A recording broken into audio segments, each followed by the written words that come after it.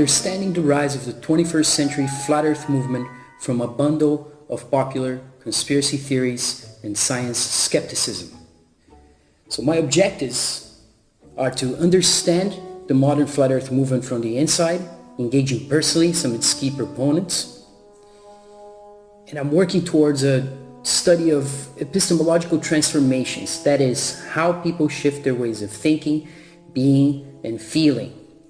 I'm following Gregory Bateson's discussion in Mind and Nature, Necessary Unity, especially the question of tautologies and abductions.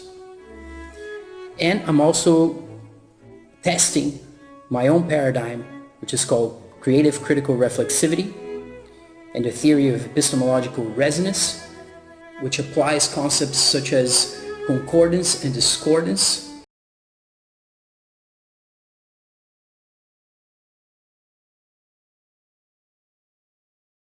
Discordance leads to a creative resolution that we can look at as growth and transformation. Epistemology here is simply a way of being and knowing. Everyone has their own way of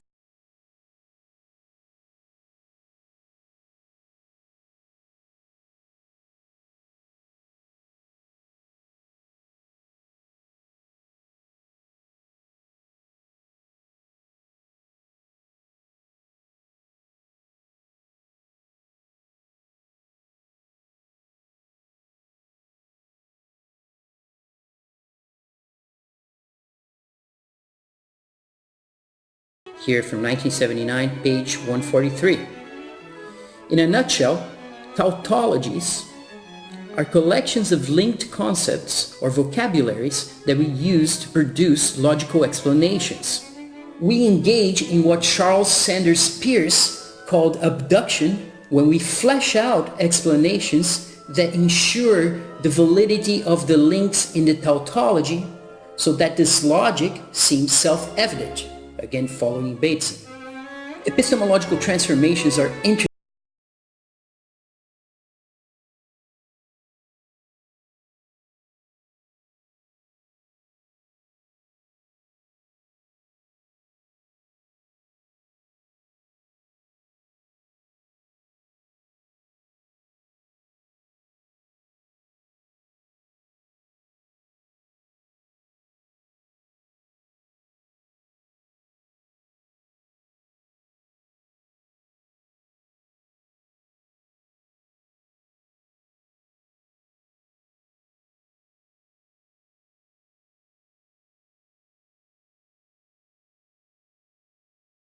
So this resonance is like a singing a tone, is the sounds of our souls when they meet and engage.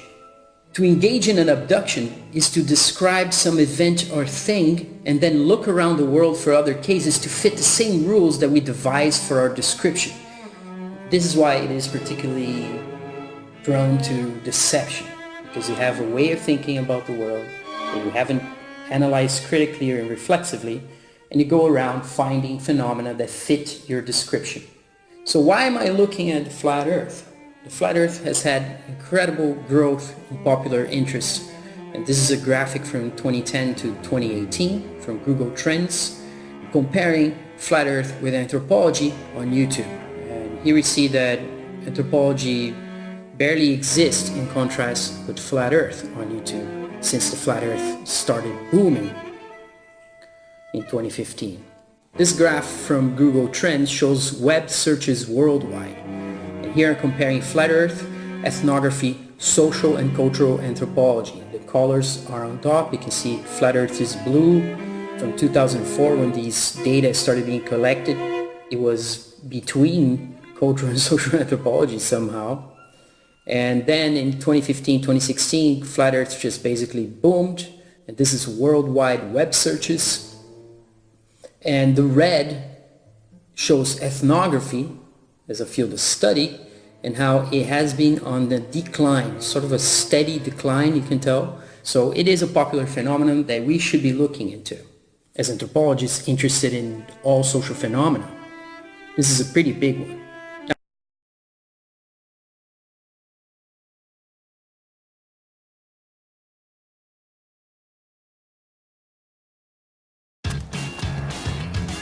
Bienvenidos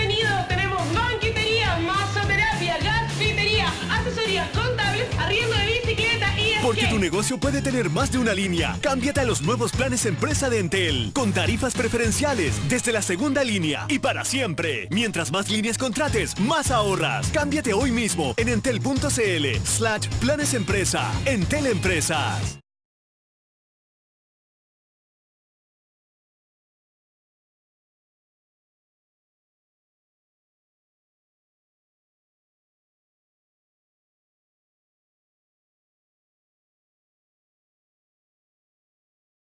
Soy José Manuel Correa, director ejecutivo de Endeavor Chile, y lo que hacemos en Endeavor es brindar apoyo estratégico a los emprendedores para generar e impulsar el crecimiento económico en el país.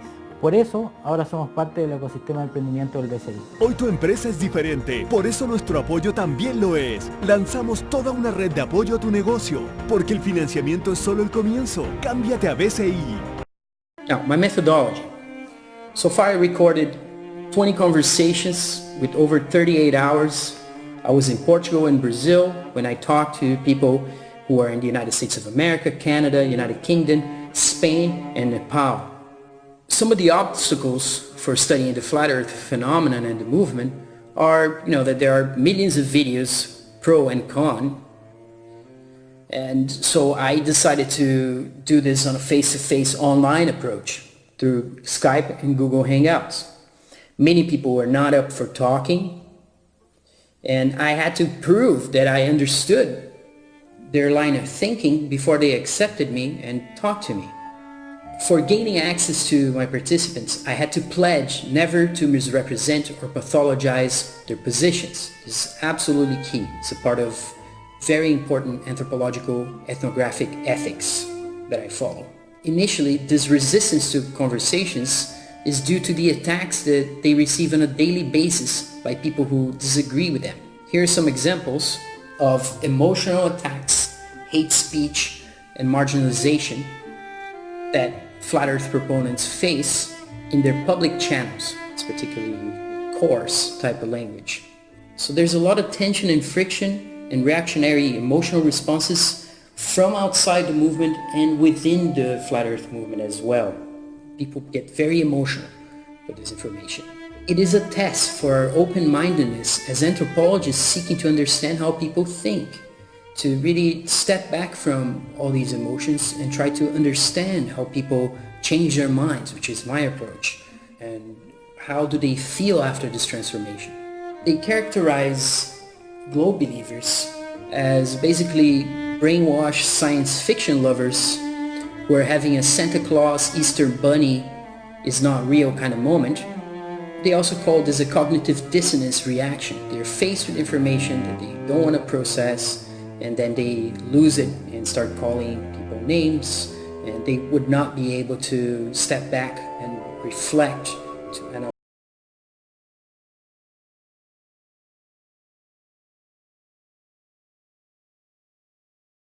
Skeptical of everything or anything that NASA does, because the idea is that once you're caught lying, you cannot be trusted. They believe that they have caught NASA lying in many instances. This meme is from ODD TV. I unfortunately did not have a chance to talk to him. It's an interesting example of the art that's coming out from the Flat Earth movement.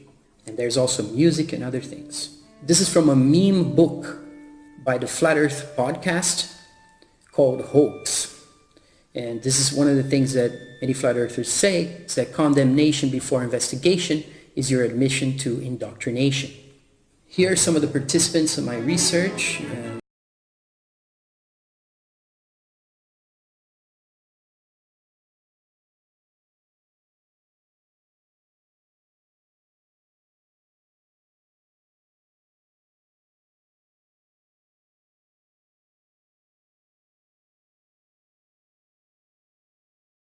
Has 1,200 videos, and many of them are mirrored, but he's very active.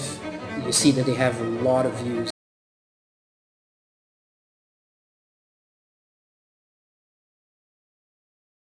California, he was invited to the house of the main star of the sitcom to discuss flat earth.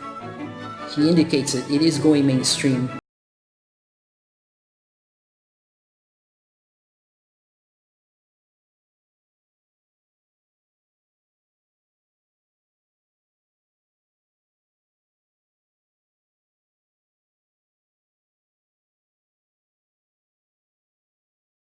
store manager. Celebrate Truth is by Robbie Davidson, who's the creator of the Flat Earth International Conference. I only spoke to 4 Christians and Robbie Davidson is one of them.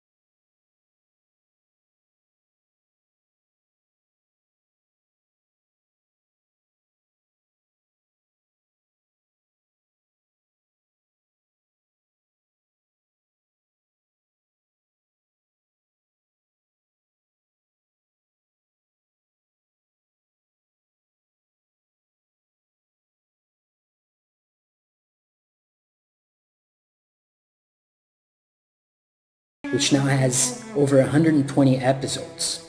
Your Curveless Earth is Nathan Roberts' channel. He's a Christian. He's a son of missionaries to Melanesia and Guam and a father of 5 children. The entire conversation I had with Nathan was posted on his channel, which is part of my approach to ethics, if anybody wants to have my conversation.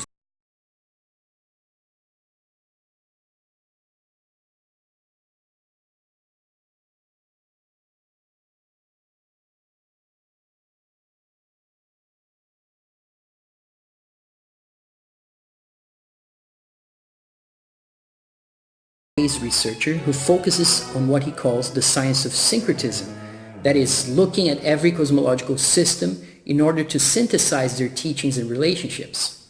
Kenny does not believe that the Bible provides the ultimate truth, but he also draws on the Bible for information. So he's looking at all kinds of systems and trying to boil them down into something that he finds agreeable.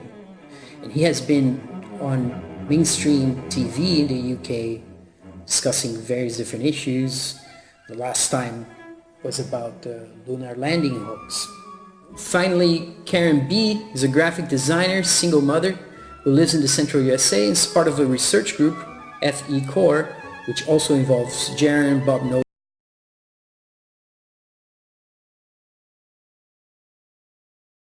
who does not have an active YouTube channel, and whose position has caused a lot of controversy and drama recently, which is not something I can get into in this presentation. And another person I talked to was introduced to me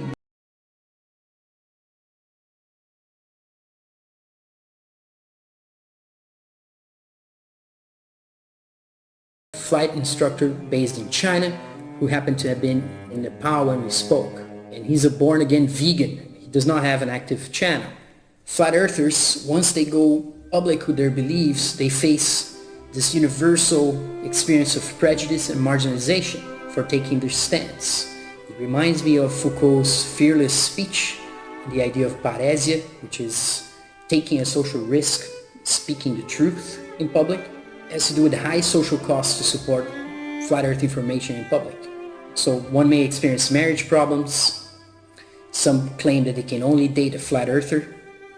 There's threats to jobs. Some people have reportedly lost their job after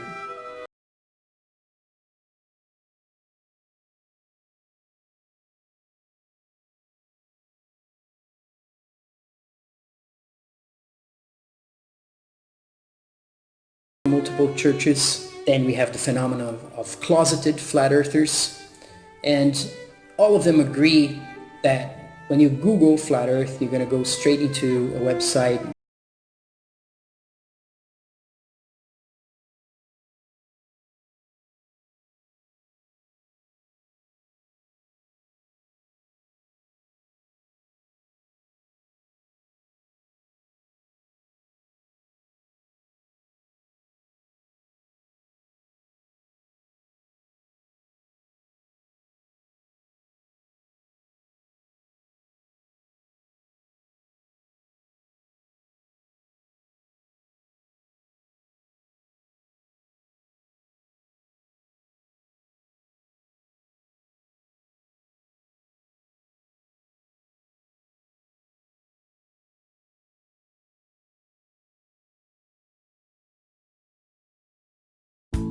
Burger King llega más rico y entretenido que nunca, con las maravillosas aventuras de Ladybug y el poder de los Power Rangers. Solo en Burger King, a tu manera.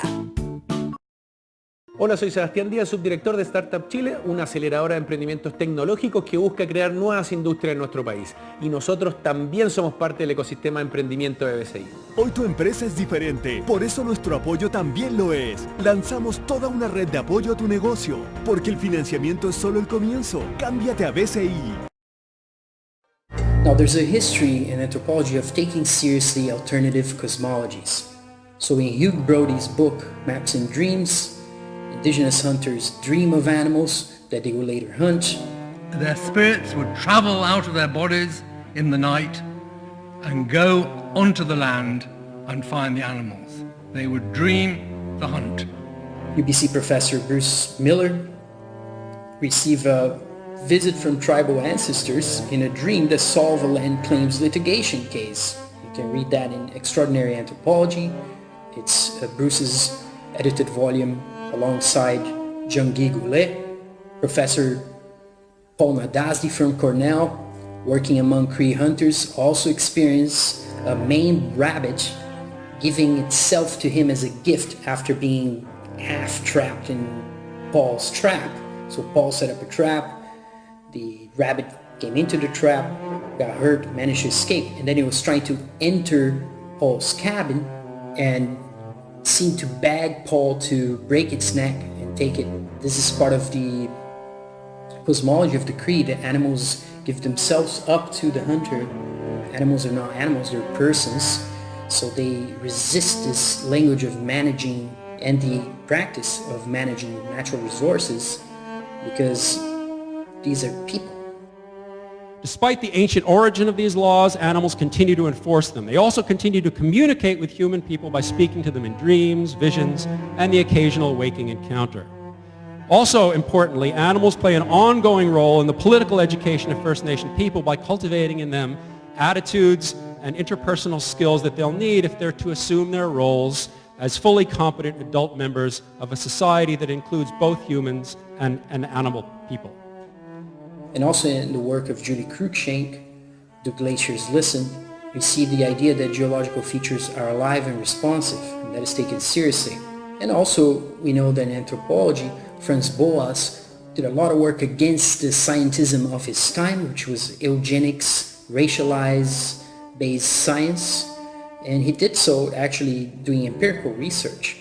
And he was against all these evolutionary rationalities, which led in the United States to segregation, to the rise of the Nazi in Germany, the idea of a master race, and also we shouldn't forget the Tuskegee experiment, in which the United States government funded doctors to keep poor black Americans with syphilis so they could watch them die until the 70s.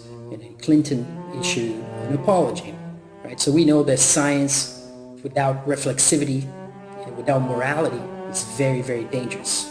So there are other precedents for taking seriously the flat earth, and this is the notion of the counterintuitive globe that Professor Tim Ingold looked into in his book Being Alive, Essays on Movement, Knowledge, and Description. So he says that to grasp such a counterintuitive understanding that the earth is round like a ball and that people can live anywhere without falling off calls, it is argued, for nothing less than a complete conceptual restructuring of the child's mind, comparable to a paradigm shift in the history of science. Here he is referring to the idea that Galileo and Copernicus actually changed with their observations the whole narrative of mainstream science. Of course, we have to at least be slightly skeptical of the kinds of technologies they have at that time, because we have binoculars that are stronger than the telescopes that these guys were using. Right, and yet we think that they really cracked some massive cosmological problem. This is another question, but we can go back to later in another presentation.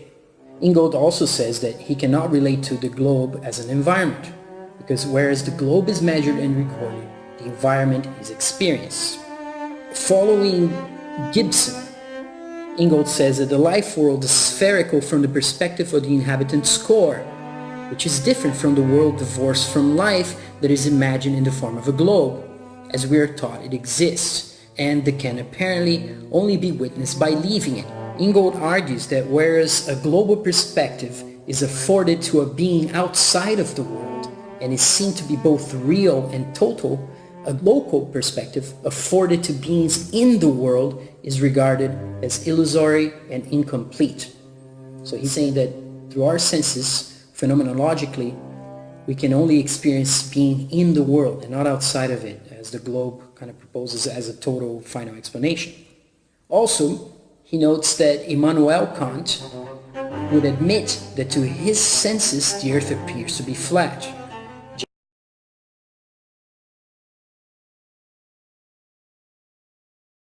Ellos no van a arriesgar su vida en medio del fuego, gracias a Javiera, que acaba de asegurarse que la fogata que hizo esté completamente apagada. Si ves alguna conducta sospechosa o estás frente a una emergencia, denúnciala. Canal. Cuando cambias tus CMR puntos, cambias de gravedad, de sabor, de ciudad. Aprovecha tus puntos y cambia lo que quieras en Falabella, Sodimac, Homey, Totus o Viajes Falabella. CMR puntos.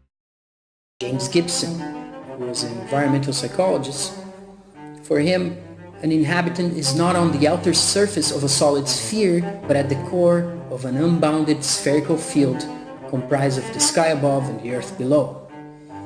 So in the globe model, the relation between people and the world seems to be turned inside out for Ingold.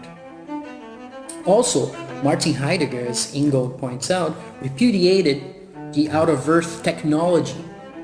These pictures are coming from outside of the earth that flat earthers believe is fake.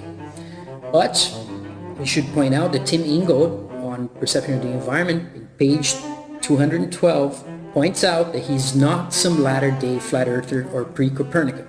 So we should just keep that in mind. Ingold read a paper by Wozniacki and Brewer from 1992, and this sparked a discussion regarding children's conception of the earth and their indoctrination into a different and unprovable through the senses model, which is a globe model. So Ingold says that children are congratulated for agreeing with what was supposed to be the scientifically correct view, which is that, contrary to intuition, people actually live all around the outside of a spherical earth. Again, this is from Hoax by the Flat Earth Podcast. This is a free book. It has a bunch of memes from flat earthers. And here they're just saying, well, look, you go up 100,000 feet and you cannot tell that there's a curvature, but you're supposed to believe that you are on a ball. This is the article that Ingold read from Cognitive Psychology, Mental Models of the Earth, a study of conceptual change in childhood by Stella Wozniacki and William Brewer. And here they're saying, they're abstract, the synthetic models, such as the hollow sphere or the flattened sphere, are generated by children as a solution to the problems arising from the inconsistency between the initial model of a flat Earth and the culturally accepted scientific model of a spherical Earth. So what's happening here is that children are going to school, they believe the world is what they see, what they feel, which is flat, stationary, but the teachers are telling them it isn't. There's people upside down in Australia. And as they get convinced by the teachers without any physical, personal, experientiable evidence, they create different models like the hollow sphere or a flattened sphere. They come to understand that the Earth is a sphere only when the presuppositions that gave rise to their initial models have been reinterpreted. That's what Wozniacki and Brewer say, and this is a large paper. It's about 50 pages. In Anthropological Studies of Shamanism, this I'm referring to a book by Mircea Eliade, where he cites Knud Rasmussen's book from 1929, describing this phenomenon of the mystical light, night and distant vision. It is as if the house in which the shaman is suddenly rises. He sees far ahead of him through mountains, exactly as if the earth were one great plain. and his eyes could reach to the end of the earth. So in shamanic experience, Eliade's book is a great example of this.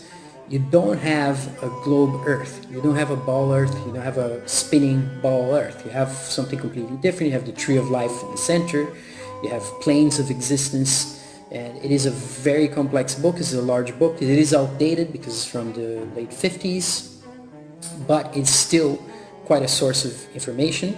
Some of it's repetitive, but it is an incredible effort by Mircea Eliade, who actually lived here where I am in Portugal. Now, flat earth proponents, they evoke the idea of common sensus to mean human sense perception and link reality to direct experience. They oppose the common sense of scientism, which is conformity to the pronouncements of self-prescribed scientific authorities, in particular theoretical physicists, astronomers, and NASA. For them, questioning science and making experiments is more scientific than accepting science textbook facts at face value. Michael Hertzfeld, the anthropologist, also looked at common sense, and he argues that anthropologists are looking at different kinds of common sense from all around the world. But these common senses, if you will, are culturally based, they're linguistically expressed, they're kind of like the tautologies that I talked about in the working of abductions, if you remember in the beginning of the presentation. And the flat earth common sense is incompatible with what Hertzfeld calls the evolutionary assumptions of the Victorian epistemology that is held to be common sense in much of the Western world today. So there's this reflexive move in flat earth thinking. They have to look back how you learn what you learn, how you know what you know, and start questioning those presuppositions. This is very reflexive, anthropologically speaking. That's why it makes it quite interesting as a way of thinking. So they will tell you that the reason you cannot tell the earth is spinning, it is because it's not spinning. This is again appealing to the senses. As a child with a ball is very interesting, meaning very evocative. It's part of the kind of art that's been spawned by the flat earth movement since 2015 and continues to grow. They will tell you that they're conducting laser gyroscope tests, and they look at the Michelson-Morley experiment and Airy's failure experiment, supposedly prove that the earth is not spinning. Mainstream scientists would say otherwise. They have a different explanation for it. And again, if you don't do the experiment yourself, you cannot have your own conclusion. Now, what you're seeing here is a time-lapse photography of a rocket launch, and most, if not all, flat earthers do not believe that rockets are going into space. This photo is not by a flat earther, it's by somebody who documents rocket launches, and here you see that the rocket's doing a trajectory going down. It's still in view. It didn't go straight up, it went in an angle and it's coming down. So this is the rocket launch trajectory curves that they say proves that these rockets are not going into space. For flat earth researchers and NASA critics, the rocket should be going up and out of view, while for NASA believers, it is the spin of the earth that is causing the arc. Some people have looked at how children react to rocket launches, and this is the video that I'm going to show you right now. It's an edit I've made of a compilation of children and adults commenting on rocket launches that are happening in front of them. Let's take a look.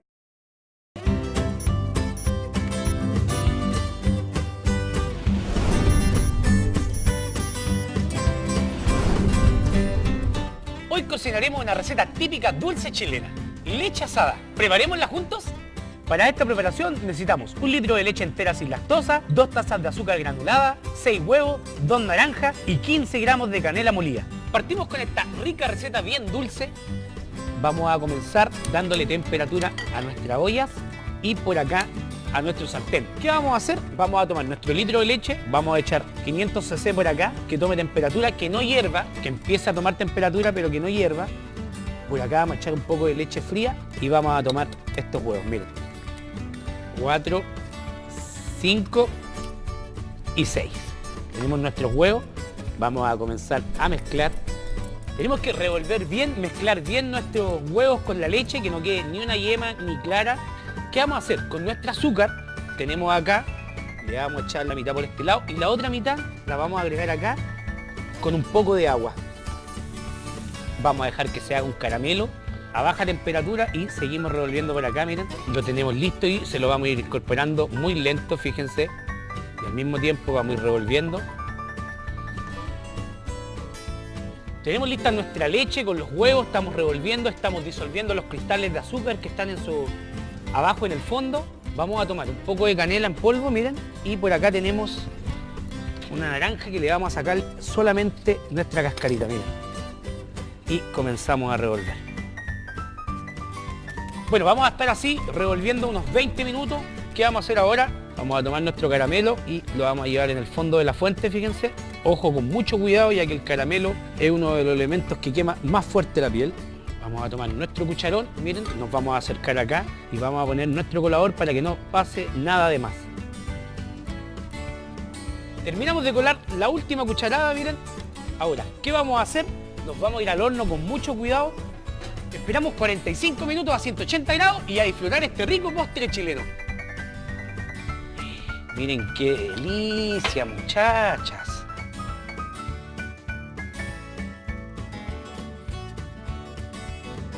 ¿Qué vamos a hacer ahora con las naranjitas que nos quedaron? Miren, las vamos a cortar aquí y le vamos a colocar de decoración por este lado. Miren qué belleza.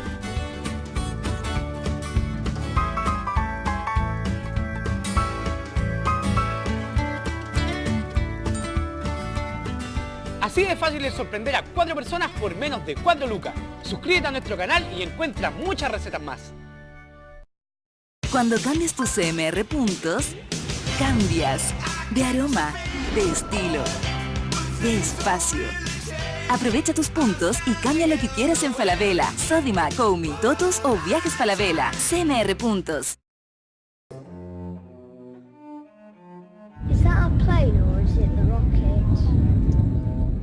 Was that the rocket lifting off? Yep, that's it. That's a noise. I've never heard it before. It's drifting. That's bad. It's doing good so far.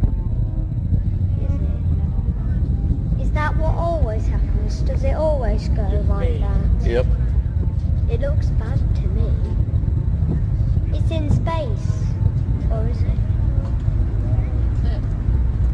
Is that it? Yep, I think that's it. Oh no, it's going down! I did. It's going down! Peter, for Sandy, is it turning or is the Earth spinning? It's not turning, the Earth is spinning. That's going straight up, it's just the Earth is turning, we're moving away from it. Is that what always happens? Does it always go like that? Yep. It looks bad to me. And here at the very end, you see that the rocket is obviously going down. So from the child's perspective, it is going down. It's not going into space. It looks bad to me. But the adults, of course, they are saying that the Earth is spinning and causing this to happen. So flat earthers would say that if it was going into space, it should disappear from your view, going straight up and not make a turn supposedly around the Earth.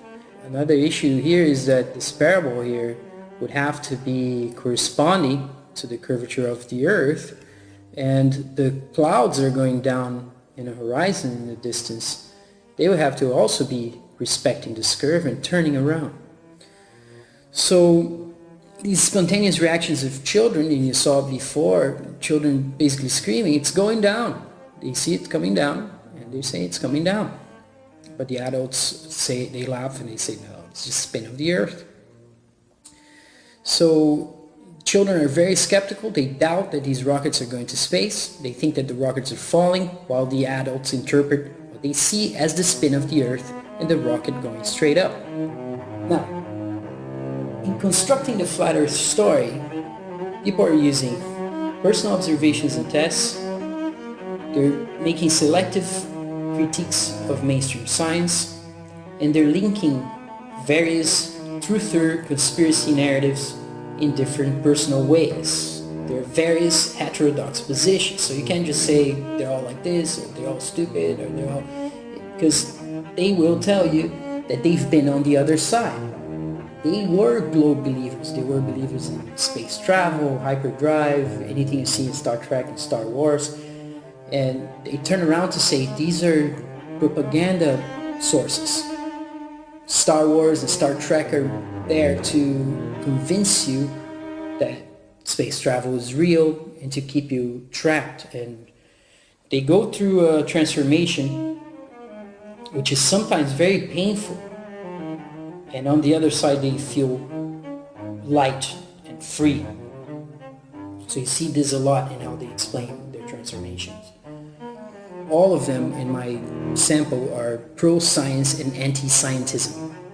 I don't think there's a leader or an orthodoxy in the Flat Earth movement. You have at the same time religious and secular Flat Earth believers. Many of them believe in something spiritual, a spiritual essence. Many of them believe the Earth is created. Robbie Davidson, for example, told me that he has encountered many cases of people who were atheists and then through the Flat Earth became spiritualized. There's one Flat Earth proponent, this guy called Eric Dubay, an American yoga teacher based in Thailand, and he is usually repudiated for his pro-Hitler, anti-Zionism, hollow hoax or anti-Semite positions and attacks on other Flat Earthers as shills. Shills is this language of shaming or mistrust or distrust that exists within the Flat Earth movement that people accuse each other of being. Say they're being paid by the government to be there and all sorts of other things that some people call paranoia, some people call twitchy. Most of the people in my sample, they do not agree with these extreme views of Eric Dubay. And some actually lamented the fact that Dubay did not keep them out of the Flat Earth discussion. So next I will consider a selection of converging narratives that I called in this abstract for this conference presentation a conspiracy bundle, and later some examples and what the Flat Earth proponents consider to be evidence.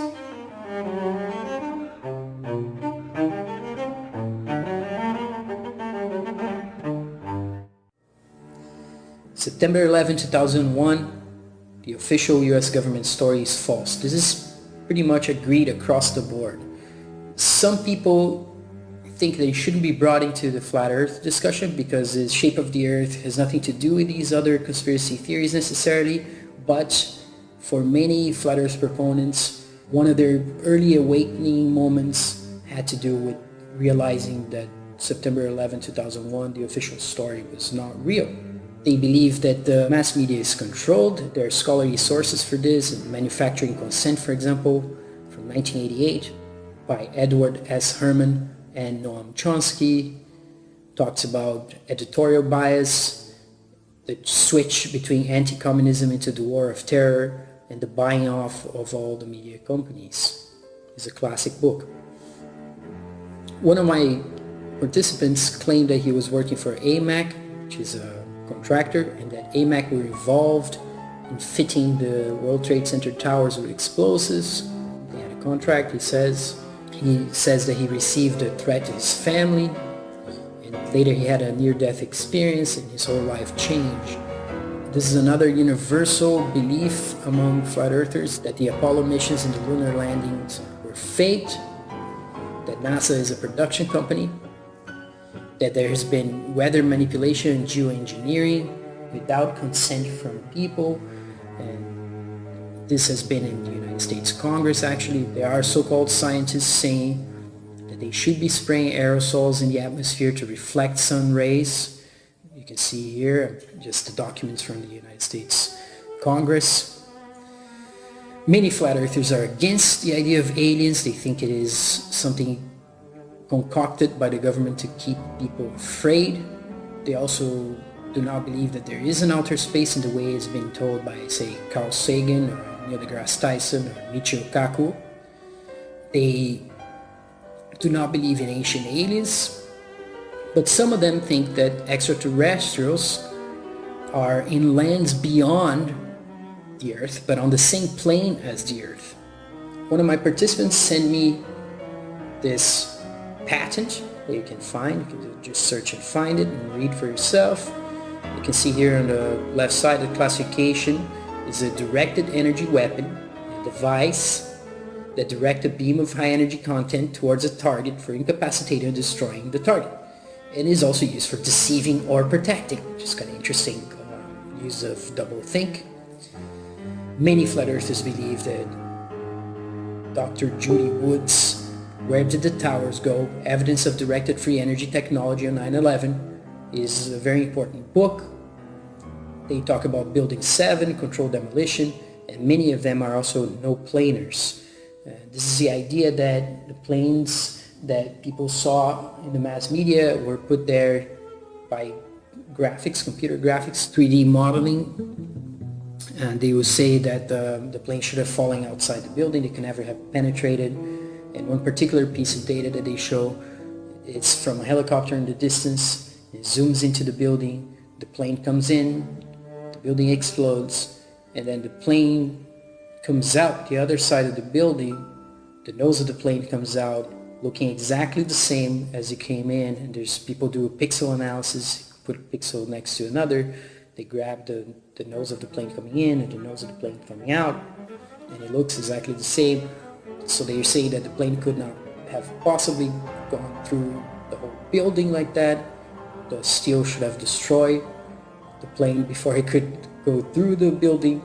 It's like throwing an egg on the wall and imagining that the egg's going to go through the wall. So that's kind of, in a nutshell, the no-planar position. And there's some other evidence that they show. Now, back to the conspiracy bundle. What else? There are secret societies in government, Illuminati, so-called Illuminati, and Masons, that there are Easter eggs in Hollywood films, and this is some of the most intriguing, very interesting sort of symbolic theories. The Easter egg is the idea that something is hidden, that when you find it tells you a secret. There's a recent film by Steven Spielberg in which the main theme is Easter eggs of the whole film. Rockets are going nowhere. I covered this. Von Braun was a Nazi. He was responsible for deaths of many people in a death camp where he produced a rocket that was then launched into London in Belgium. And then he was taken by the United States, promoted by Disney, and he was pardoned or forgiven because he sent humans to the moon, supposedly. Therefore, it's okay if you killed a lot of people in Nazi Germany. That is the narrative that NASA presents for children, and this is something that Jaron from Jaronism has covered, and that it is in one of my 2 videos before I made this presentation about the flat earth, the video that has Darth Vader and Noam Chomsky talking. Now, SpaceX is fake, they say, including the orbiting Tesla car. We're going to look into some of that. The Cold War was simply a 1984 style script to control the population with fear of a boogeyman. Now that has been transferred to terrorists. They were communists at the time, and they were terrorists, North Korea, or whatever you have in the mainstream media, to keep the population afraid and dependent on the government. That's the idea. Now there's a division in this other question, whether dinosaurs are real or a hoax, or if dinosaurs are more recent than previously thought. So some flat earthers think that dinosaurs are definitely a hoax. Others think that they were real and they cohabited with humans. And some believe the mainstream story that there were dinosaurs hundreds of millions of years ago, because that is not relevant to whether you can see the curvature on the earth or whether or not you can see too far ocean level or by a lake. So if you can see 50 miles away the shoreline of another place, you couldn't be on a curved sphere because that place should have been under the curvature. And this is by far the most common test that people are making in this movement. Now, to the question of Easter eggs. So as I said, it's a theory that there are clues hidden on films about various conspiracies, including 9/11 and the moon landings. One of the most important films that supposedly has these clues is Stanley Kubrick's 1980 adaptation of Stephen King's The Shining. There are several changes to the original book. For instance, there's an autobiographical element to the book that then gets transferred from Stephen King to Kubrick. So the idea here is that Stephen King is writing about himself and Kubrick was also writing about himself, and therefore he modified the novel in ways that pissed off Stephen King, because Stephen King hated the film.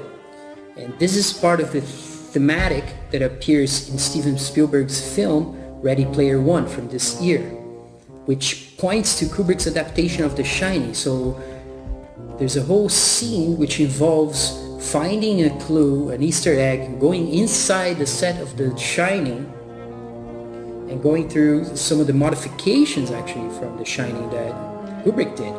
So the first thing they do in the Ready Player One is go into where the typewriter is, which in Kubrick's Shining says, "All work and no play makes Jack a dull boy." That is not in the book whatsoever, in The Shining book. There's no typewriter scene, which is the most important scene in Kubrick's film. In Spielberg's film, the typewriter is spewing keys for some reason, as if pointing to the idea that the typewriter in Kubrick's film is a key for decoding something. The theory regarding the Easter eggs in Kubrick's Shining is that the typewriter that's writing the word all, A-L-L, is also writing the signal A-1-1 as Apollo 11, because the 1 and the L looks very similar in those typewriters. So the idea is that Apollo 11 work and no play is making Jack a dull boy, and Jack is Kubrick. Just as in The Shining, Jack is Stephen. He's a former high school English teacher who's writing a play. Stephen King has admitted to this being autobiographical, but in The Shining book, Jack is writing a play and is developing that play through the book. How do you like it? In Steven Spielberg's film, you also see room 237. In Stephen King's novel, there is no room 237. The room has a different number. And in Kubrick's film, of course, the boy, Danny, gets up wearing a Apollo 11 sweater and walks into this room 237, which has an anagram as well. It's Moon Room, has an N on it. You can see the tag. So it's room N, which you can make the words, you can turn it into Moon Room. 237 was the supposed distance between the Earth and the Moon at the time. Now it's been updated to 240,000 miles. Another example of an Easter egg in a Hollywood film is in the movie The Matrix from 1999, which we're going to take a look at right now, what it is. In this scene, we're going to look at Neo's passport expiry date, which only appears in the film if you're watching the film very quickly for 1 second or so. So you have to stop it, you have to flip it around and take a look at the dates to see what they are. And this is part of the theory of Easter eggs in films. You have a social security number, you pay your taxes, and you help your landlady carry out her garbage. Here it comes. You take a look. It is September 11th, 2001. That's the expiry date of his passport. And of course, the connection that the Easter egg theory would make is that, travel became much more difficult after the events of September 11, 2001. But this film is from 1999. So the idea here is that somebody had foreknowledge of the events of 9/11 and managed to put them inside this film. Ready Player One, this is another example of an Easter egg. In the left, you have the pentagram in the poster by the band Rush, and the numbers there, you get 33, which is 33rd degree Masonic number. The Easter eggers here would also look at the Saturn, being a cult of Saturn that seems to appear everywhere in so-called Illuminati-controlled images. And on the dartboard, you see that one shadow is falling on the 9 from the dart and another is falling on the 11, perhaps symbolizing the two planes for 9/11. And the dartboard is similar to the United Nations symbol that's also divided in 33 parts, if you count the center. 4 times 8 plus 1, 33, which is, for many flat earthers, the map of the actual Earth, with this wreath that's around it supposedly symbolizes the Antarctica, which is a place that nobody can really go nor cross, and that would be the outer limit of the flat Earth. And there's also no consensus on this. A lot of people in the flat Earth movement do not believe that the Antarctic is this barrier. Some do. It is more controversy.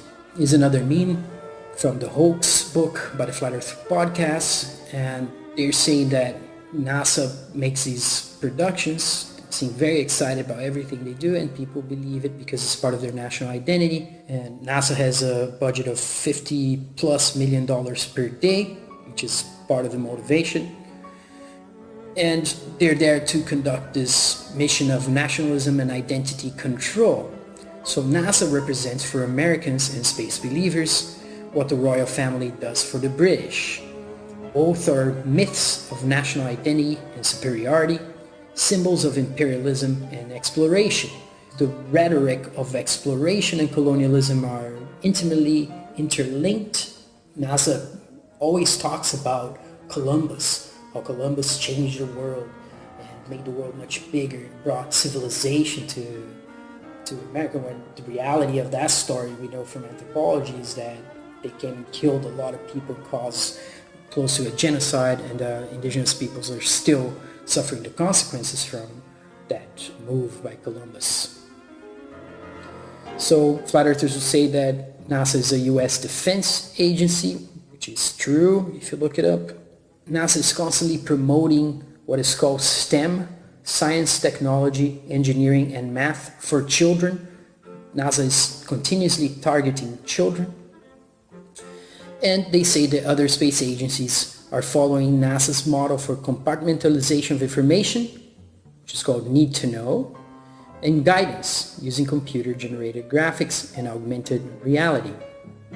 Here's another meme from Hoax by the Flat Earth podcast, where a landscape that is supposedly in Mars looks very similar to a landscape from Greenland. And this is the idea that NASA is not going anywhere, they're not going to Mars. They're basically taking these rovers to isolated places around the Earth. Devon Island's one place, Greenland's another. And they are then processing these images, putting an orange filter on them, and pretending they're on Mars.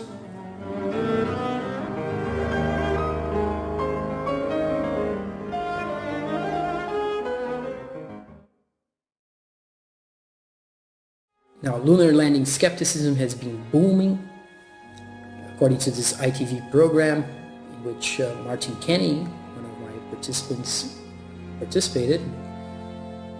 52% of the British do not believe in moon landings, and an astounding 73% of 25 to 34-year-olds think it was all a hoax. Russia Today reported that 57% of Russians do not believe in the moon missions. Now we're going to see why many flat earthers do not believe the moon landings. I would say most of them.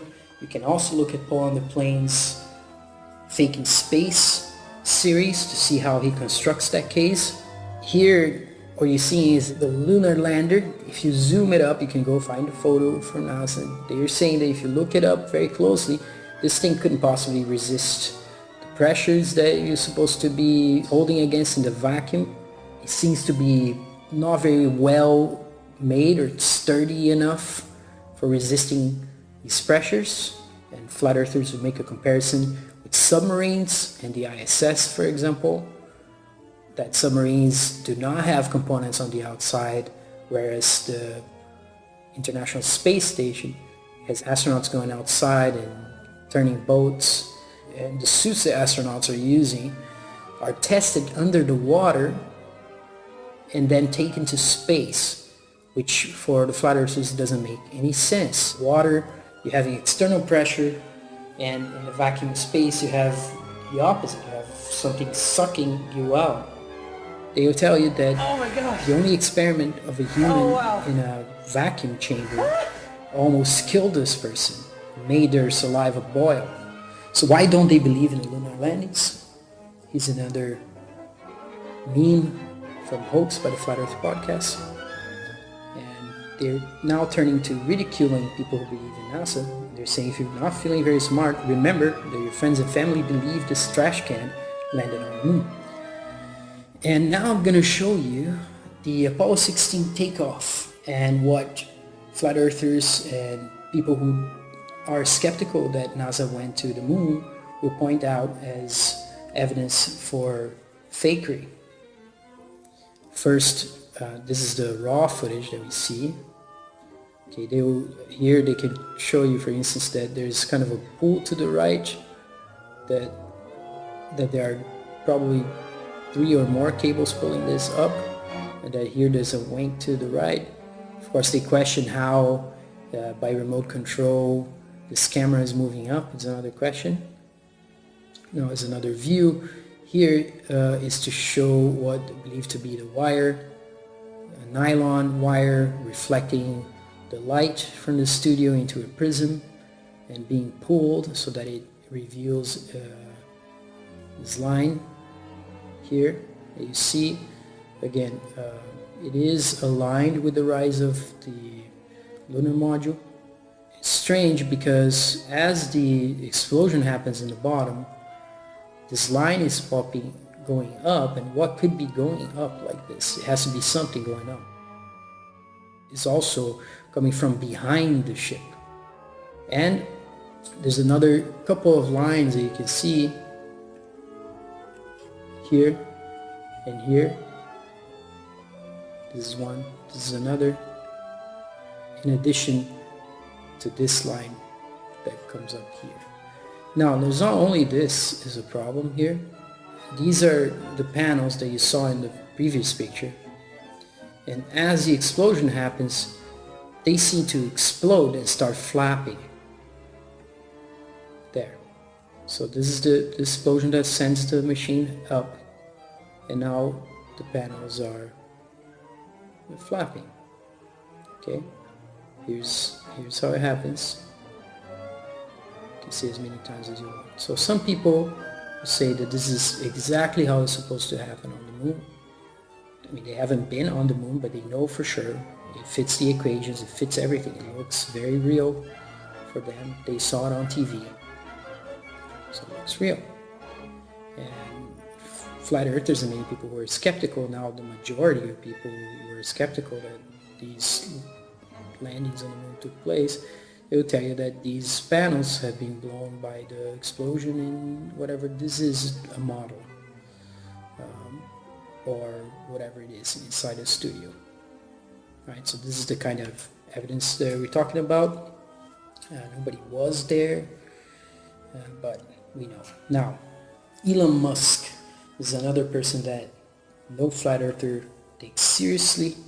Here he's being asked, what did Falcon Heavy teach you? And then later he's going to say something which seems very close to double-think logic from 1984, straight out of 1984. He says, you can tell it's real because it looks so fake. And there's this concept in 1984, prolifeed, feeding the proletariat, which is a newspeak term that means that there's entertainment being tossed into the masses to keep them controlled and mild and subjected to authority. This seems to be pointing into that direction. Let's see what he says. Falcon Heavy teach you? Teaches, I guess, told me like crazy things can come true. Like, cause he'd said like, I didn't really think this would work.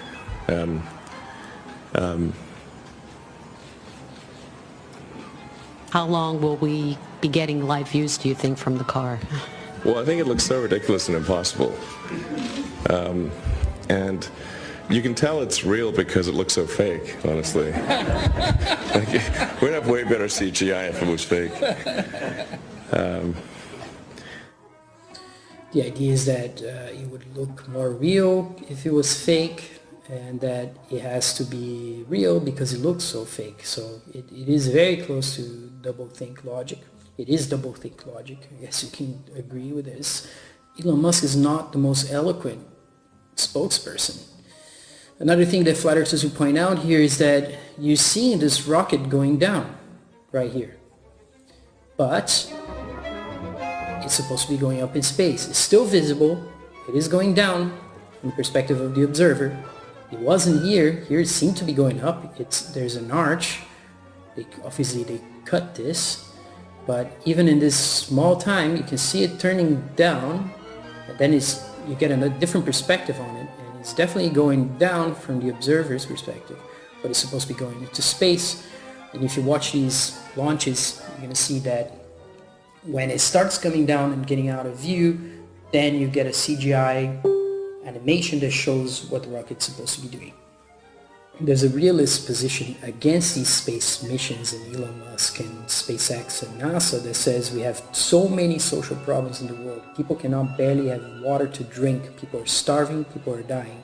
And still these guys are sending cars into space. They're looking for water on Mars. But what about people here on the Earth?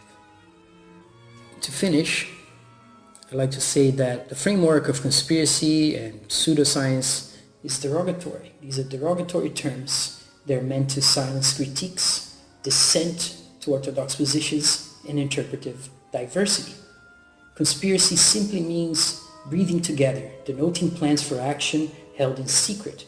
Most capitalist companies operate this way, which is the basis for non-disclosure agreements. In antiquity, you have the great work by Cicero in Catilinam, which is about a conspiracy to kill him. And it is a genius work that actually shows how Catilina's conspiracy was discovered through census, signs that one could read in a population and one could feel. So that's a work I highly recommend in Latin from the great author Cicero, who got his head cut off and his hands cut off and sent to the Senate in Rome. Of course, those who claim for themselves the authority to ascribe to others the pseudoscience label are not reflexive nor humble regarding their own claims to objectivity and truth. Indigenous cosmologies have also received the pseudoscience label, which should make a lot of social and cultural anthropologists skeptical, but very few social and cultural anthropologists have actually had the courage or the depth of thinking to deconstruct the mainstream narrative that starts with Copernicus and Galileo and Newton. They basically accept that as part of their belief in the science apparatus, this naturalistic sort of science. Even though many of them are skeptical of Darwinian theory, because we know that eugenics and racism came out of Darwinian ways of thinking, and it still has an effect on minorities and other populations. So the final question is, how do we know what we know? Do we just know we don't know? And this is my position. I just know that I don't know, echoing Socrates' statement that we just don't know. It's this ultimate aporia. If we're not traveling into space ourselves, how can we make a claim that is actually there? Now, anthropology and scientism. As Michael Herzfeld wrote recently, scientism is a rhetoric that evokes science as its source of authority, in which paradoxically occludes recognition of its own context of production. Scientism is also linked to this language of objectivism, involves the use of scientific sounding terms and claims with effects that deflect attention away from the failure of objectivist logic. The rhetoric of numbers is employed, mathematicization, that encourages the semblance of rigid fact and a symbolism of purity. So this is part of Herzfeld's argument regarding scientism, that it uses math to pretend that math is free from values and pure. And according to Anna Grimshaw, scientism seeks accumulation of scientific knowledge that supposedly renders the world knowable. But ethnographic understanding, which is what I'm trying to do here, is a process of interrogation that disrupts conventional ways of knowing the world and involves transformations and intense moments of personal revelation. These are the motions that we're told are happening in the solar system. So the sun is going at 660,000 miles an hour in one direction. The earth is going around the sun at 66,000 miles an hour. All the planets are going, and yet the stars remain the same when you look at the stars throughout the year. So Polaris doesn't change position, even though mainstream science is telling you that it will change in 4,000 years, which none of us will be here to verify. Some people will say that NASA has pictures of the Earth from space. This is one of the pictures, but when you look closely, you're going to see that whoever made this photo used the clone tool on Photoshop to basically copy and paste a cloud in another place. So you see the repetitions here. Unless you think that clouds in the sky repeat themselves precisely. If you think that the clouds are different in the sky when you look at them, this would not be possible. So this could only be possible as a real image from the Earth, a real photograph from the Earth, if the clouds actually repeat themselves precisely, which is not what happens. Many flat earthers believe that satellites are not real, it's a fraud, and they will point out that the internet and other communications are carried via an extensive submarine cable system, which it is true. You can go and look it up. The internet is connected through submarine cables. The TAT-14 system is a ring system, so if you lose one cable, you can route your traffic the other way around and still reach your end target. But also more globally, you have a number of cable routes connecting the same continents. If one cable is down, you still have several other routes. Not satellites. Here again, flat earthers are making fun of globe believers who think that there's all these satellites in space, thousands and thousands and thousands of satellites. They will say that GPS is a positioning system, but it's not a global satellite system. It is all ground-based, based on radar and triangulation. Just good old radio.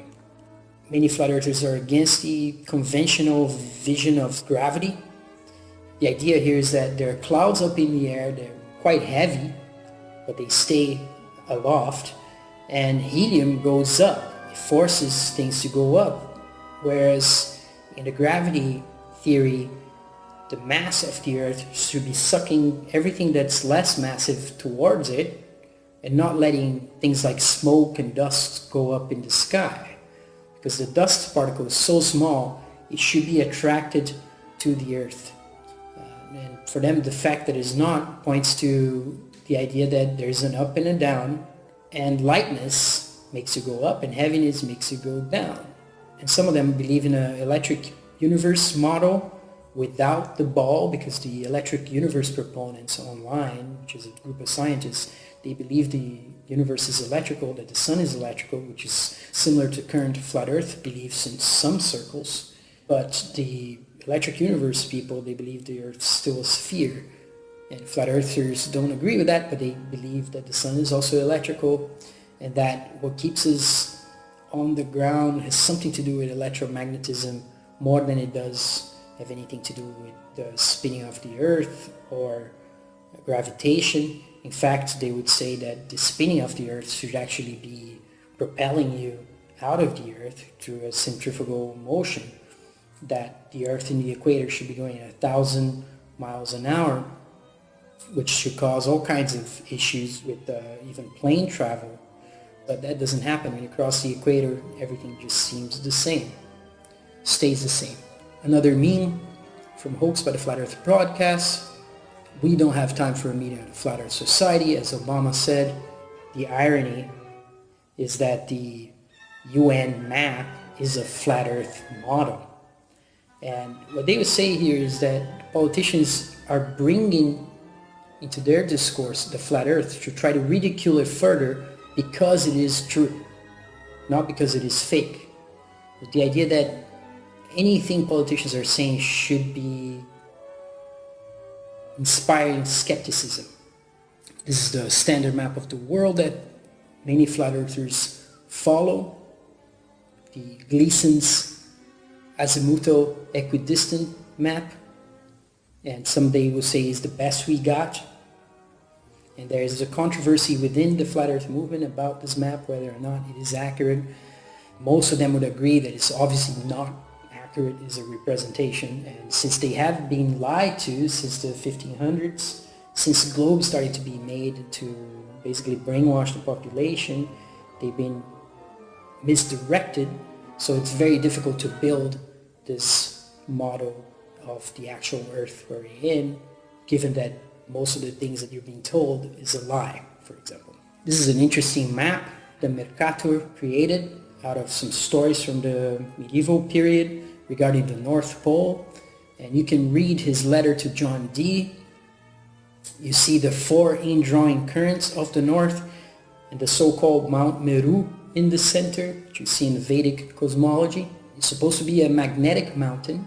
It's around this pole that the sun and the moon are turning, according to mainstream flat earth position, if there could be such a thing.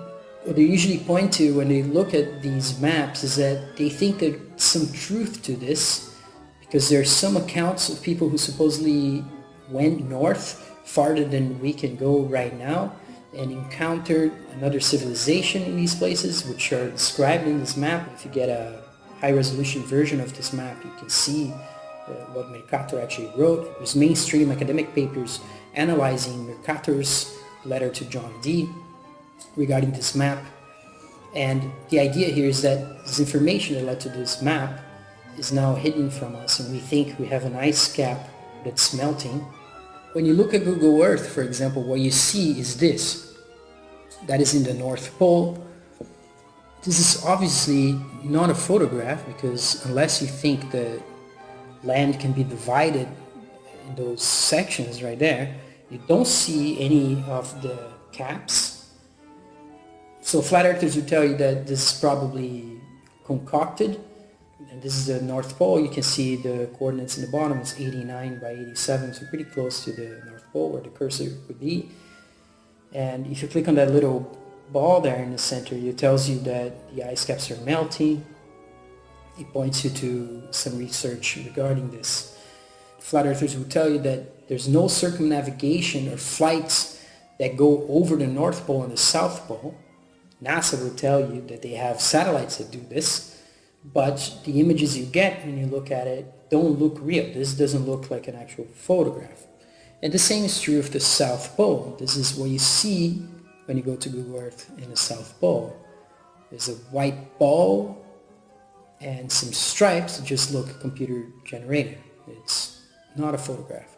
A lot of Antarctica seems to be like this, very fuzzy, and which shouldn't be the case if you had all this technology pointing to it. So that gives credence to some of the theories that people are skeptical of mainstream science, including flat earthers, have been proposing in the last 3 or 4 years, that led to a dramatic increase in their numbers and what I call science skepticism. Nietzsche, William James, and Wittgenstein were all against scientism of their time. Very recently, in the last 4 or 5 years, there have been many works published among philosophers and theologians and anthropologists looking at scientism as a philosophy. One work I can point you to is Rachel Christie's 2018 Ph.D. thesis that deals with Nietzsche and William James's reactions to scientism at their time. So thank you very much, and next time we're going to look at what my participants have been saying from our conversations. Conversations are sometimes very long, up to 3 hours, so I'm going to do the work of cutting them down for proper consumption. So thank you very much.